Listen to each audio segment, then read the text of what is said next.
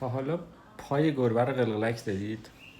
ببین اگه شما پای گربه رو قلقلک بدید، گربه خندش میگیره و آروم آروم پنجولش رو باز میکنه. ببین باز کن باز کن باز کن باز کن باز کن باز کن باز کن. آره ببین یکم باز کردین. حالا این دل به کار نداد. ببین این بدبخت رو ببین خدا وکیلی چه جوری خوابیده. یکم پاش قلقلک میدیم. قلقلک قلقلک قلقلک قلقلک. چرا چیزی ندارن؟ به خدا قبلا قلقلک میدم اینجوری پنجولشون که بسته بود یا اینجوری باز میشد. یه بار دیگه تست میکنیم روی همین.